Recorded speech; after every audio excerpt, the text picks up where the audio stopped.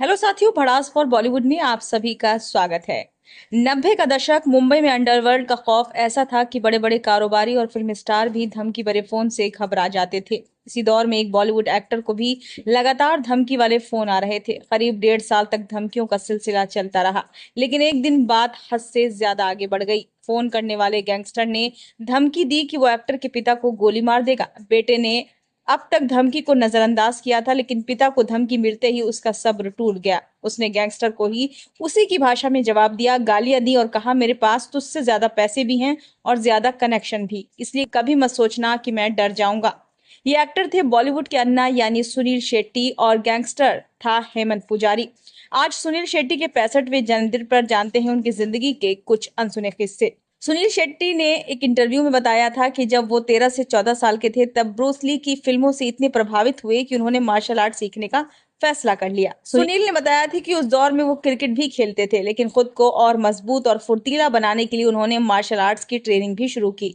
लगातार मेहनत और समर्पण का नतीजा ये हुआ कि महज 15 साल की उम्र में उनके टीचर ने उन्हें दूसरे छात्रों को ट्रेनिंग देने की जिम्मेदारी सौंप दी। इसके बाद भारत तिब्बत सीमा पुलिस के जवान भी उनसे ट्रेनिंग लेने आने लगे। इतना ही नहीं, वो महाराष्ट्र पुलिस के जवानों को भी फिटनेस और रनिंग की ट्रेनिंग देते थे।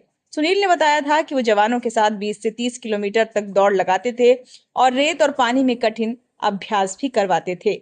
सुनील शेट्टी की पहली फिल्म आरजू लगभग 90 से 95% शूट होने के बाद बंद हो गई। इसके बाद दूसरी फिल्म भी शुरू होकर रुक गई। लगातार 2 प्रोजेक्ट ठप होने के बाद आखिरकार उन्हें बलवान से बॉलीवुड में डेब्यू करने का मौका मिला। फिल्म बलवान के समय इतना बड़ा प्रमोशन बजट नहीं था, इसलिए वो खुद अपने रेस्टोरेंट के कर्मचारियों के साथ मुंबई की सड़कों पर फिल्म के पोस्टर चिपकाते थे। सुनील शेट्टी ने बताया था कि बलवान बॉक्स ऑफिस पर सफल रही, दर्शकों ने फिल्म पसंद की, लेकिन कुछ फिल्म समीक्षकों ने उनकी एक्टिंग की जमकर आलोचना की। एक मशहूर समीक्षक ने अपने रिव्यू में उन्हें वुडन डोर नॉब तक कह दिया था। इतना ही नहीं, उसने ये भी लिख दिया था कि सुनील शेट्टी को फिल्मों में काम करने की बजाय अपने रेस्टोरेंट में वापस जाकर इडली वड़ा बेचना चाहिए। पिछले साल the great Indian Kapil show में सुनील शेट्टी ने बताया था कि एक बार संजय दत्त अपने एक दोस्त के कहने पर चुनाव प्रचार के लिए तैयार हो गए। हालांकि मजेदार बात यह थी कि जिस नेता के लिए वो प्रचार करने जा रहे थे वो विपक्षी पार्टी से था और वो उनके पिता सुनील दत्त के खिलाफ चुनाव लड़ रहा था। इस पर संजय दत्त ने मुस्कुराते हुए सफाई दी थी कि मैं भूल गया था। सुनील शेट्टी ने आगे बताया था कि बाद में संजय की जगह उन्हें प्रचार के लिए भेजा गया। जब ये बात सुनील दत्त को पता चली तो उन्होंने सुनील शेट्टी को घर बुलाकर कहा, बेटा मैं आपकी दोस्ती समझता हूँ, लेकिन मेरे बारे में भी सोचना चाहिए था। इस पर सुनील शेट्टी ने कहा था कि उस समय उसके मन में बस एक ही बात आई थी, आपके बेटे ने नहीं सोचा, मैं क्या सोचूं। बॉर्डर सुनील शेट्टी की सबसे फेमस फिल्मों में गिनी जाती है।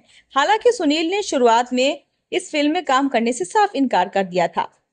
सुनील शेट्टी ने बताया था कि उस समय फिल्म इंडस्ट्री में जेपी दत्ता की एक अलग ही इमेज थी। लोग कहते थे कि वो शूटिंग के दौरान बेहद रूड रहते हैं और कलाकारों को डांटने या गुस्सा करने से भी नहीं हिचकिचाते। ये सब सुनकर सुनील ने मन बना लिया था कि ऐसे डायरेक्टर के साथ काम नहीं करेंगे। उन्हें लगा कि अगर किसी ने सेट पर बेइज्जती की या गाली दी तो उनके लिए काम करना मुश्किल हो जाएगा, इसलिए उन्होंने फिल्म करने से मना कर दिया। इसी बीच उनकी सास ने उन्हें समझाया कि किसी की बातों पर भरोसा करने से पहले खुद फिल्म की कहानी सुननी चाहिए। सास के कहने पर सुनील की जेपी दत्ता से मुलाकात हुई।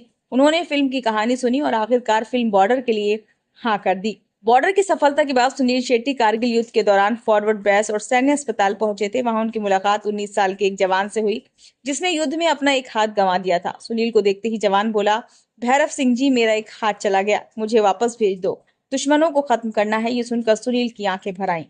जवान के माता पिता ने उन्हें ही ढांढस बंधाया और कहा, रोना मत बेटा, उसने देश के लिए हाथ खोया है, छोटा बेटा भी फौज में जाएगा। सुनील ने कहा था, उसी दिन उन्हें समझ आया कि भारतीय सेना का जज्बा आम लोगों से बिल्कुल अलग होता है। सुनील शेट्टी सालों से रात 10 से 10:30 बजे तक सो जाते हैं और सुबह 5:30 बजे जिम पहुंच जाते हैं। उनकी ये दिनचर्या कभी नहीं बदली है। इसी आदत को लेकर अजय देवगन अक्सर उनकी और अक्षय कुमार की खिंचाई करते हैं। सुनील ने एक इंटरव्यू में बताया था कि अजय देवगन अक्सर कहते हैं कि फिल्म इंडस्ट्री में 2 ही दूध वाले हैं, एक अक्षय कुमार और दूसरा सुनील शेट्टी।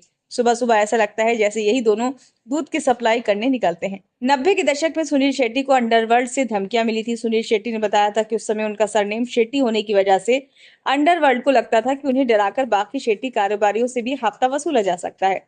गैंगस्टर हेमंत पुजारी और उसके लोग लगातार उनके घर, ऑफिस और मैनेजर के पास फोन कर धमकियां देते थे। ये सिलसिला करीब 1.5 साल तक चलता रहा। एक दिन हेमंत पुजारी ने फोन कर धमकी दी कि वो सुबह वॉक पर जाने वाले सुनील शेट्टी के पिता को गोली मार देगा। ये सुनकर सुनील शेट्टी अपना आपा खो बैठे। उन्होंने गैंगस्टर को उसी की भाषा में जवाब दिया। सुनील ने उससे कहा, तेरे बारे में जितनी जानकारी तेरे पास है उससे ज्यादा मेरे पास है। तेरी बहनें कहाँ रहती है, तेरे भाई कहाँ रहते हैं, तेरे रिश्तेदार कहाँ हैं, मुझे सब पता है। मेरे पास तुझसे ज्यादा पैसे भी हैं और ज्यादा कनेक्शन भी। इसलिए कभी मत सोचना कि मैं डर जाऊंगा। 70-80 साल के बुजुर्ग को गोली मारकर क्या करेगा। सुनील शेट्टी ने बताया था कि उनके पास सुरक्षा थी, इसलिए पूरी बातचीत रिकॉर्ड हो गई। जब मुंबई पुलिस ने रिकॉर्डिंग सुनी तो उन्होंने सुनील को समझाया कि ऐसे गैंगस्टरों से बहस करना खतरनाक हो सकता है। पुलिस ने कहा कि ये लोग कभी कभी नशे में रहते हैं और गुस्से में भी रहते हैं और एक आदेश पर किसी पर भी हमला कर सकते हैं। हालांकि सुनील शेट्टी का कहना था कि वो 1.5 साल से चुप थे, लेकिन जब बात उनके पिता तक पहुंची तो वो खामोश नहीं रह पाए। तो कैसी लगी आपको सुनील शेट्टी की कहानी? हमें कमेंट बॉक्स में जरूर बताइए। आगे किसकी कहानी आपको बताएं ये भी जरूर कमेंट करें। अब हमें इजाजत दें। धन्यवाद।